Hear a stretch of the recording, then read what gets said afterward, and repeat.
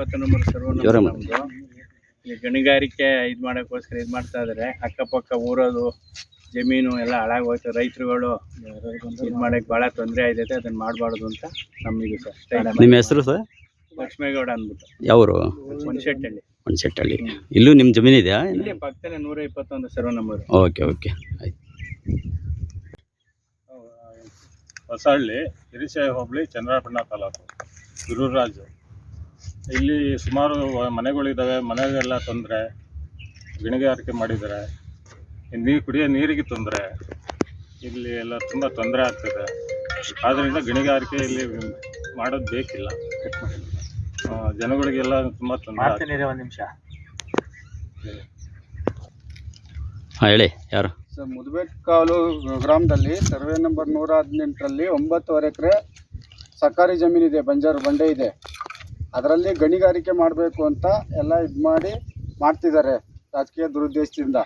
ಅದನ್ನು ದಯವಿಟ್ಟು ಇಲ್ಲಿ ಮಾಡ್ದಂಗೆ ಸ್ಟಾಪ್ ಮಾಡಿಸಿ ಆದೇಶ ಹೊರಡಿಸ್ಬೇಕು ಅಂತ DC ಮೇಡಮ್ ಹತ್ರ ಮನವಿ ಮಾಡ್ಕೊತಾ ಇದ್ವಿ. ದಯಮಾಡಿ ನಮಗೆ ನ್ಯಾಯ ದೊರಕಿಸ್ಕೊಡಿ. ಇಲ್ಲಿಗೆ ಯಾವುದೇ ರೀತಿ ಗಣಿಗಾರಿಕೆ ಆಗಬಾರ್ದು. ಓಕೆ.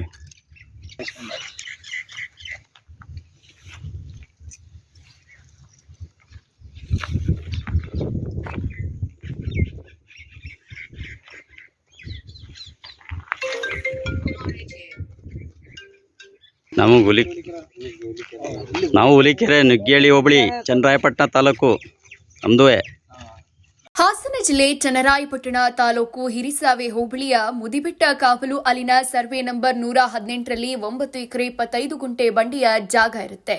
ಆ ಜಾಗದ ಸುತ್ತಮುತ್ತ ರೈತರ ಜಮೀನುಗಳು ಇರುತ್ತವೆ. ಕೆಲವರು ಸರ್ಕಾರಿ ಜಮೀನನ್ನ ಮಂಜೂರು ಮಾಡಿಸಿಕೊಂಡು ದುರಸ್ತಿ ಮಾಡಿಸಿ ಬೇರೆ ವ್ಯಕ್ತಿಗಳಿಗೆ ಮಾರಿರ್ತಾರೆ. ಜಮೀನು ಖರೀದಿಸಿದ ವ್ಯಕ್ತಿಗಳು ಆ ಜಾಗದಲ್ಲಿ ಕಾರ್ಖಾನೆ ಮಾಡೋಕೆ ಮುಂದಾಗಿದ್ದಾರೆ. ಹಾಗೆ ಕಾರ್ಖಾನೆಗೆ ಸಂಬಂಧಪಟ್ಟ ಅಧಿಕಾರಿಗಳು ಕಾರ್ಖಾನೆ ಮಾಡುವುದಕ್ಕೆ ಅನುಮತಿ ಕೊಟ್ಟಿರೋದು ಕಂಡುಬಂತು. ಅಲ್ಲಿನ ಸುತ್ತಮುತ್ತಲಿನ ಗ್ರಾಮಗಳ ಗ್ರಾಮಸ್ಥರು ಅನುಮತಿ ಕೊಟ್ಟಿರೋದನ್ನ ಖಂಡಿಸಿ ಶೀಘ್ರದಲ್ಲೇ ಇದಕ್ಕೆ ಸಂಬಂಧಪಟ್ಟ ಅಧಿಕಾರಿಗಳು ಎಚ್ಚೆತ್ತುಕೊಂಡು ಕೊಟ್ಟ ಅನುಮತಿಯನ್ನ ರದ್ದುಪಡಿಸಬೇಕು. ಕಾರ್ಖಾನೆಯ ಮುಂದಿನ ದಿನದಲ್ಲಿ ಚಾಲನೆ ಆದರೆ ಸುತ್ತಮುತ್ತಲಿನ ಗ್ರಾಮಗಳ ಪರಿಸರಕ್ಕೆ ಜಾನುವಾರುಗಳ ಮೇವು, ಕುಡಿಯೋ ನೀರು ಕಲುಷಿತವಾಗುತ್ತೆ.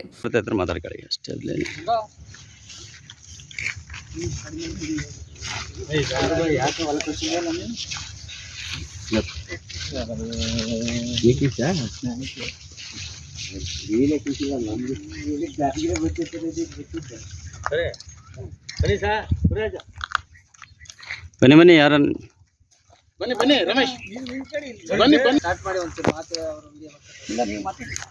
ಮಾತಾಡಿ.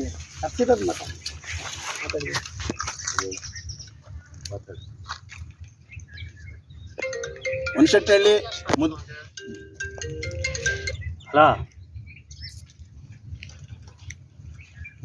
ಹೇಳಿ ಸರ್.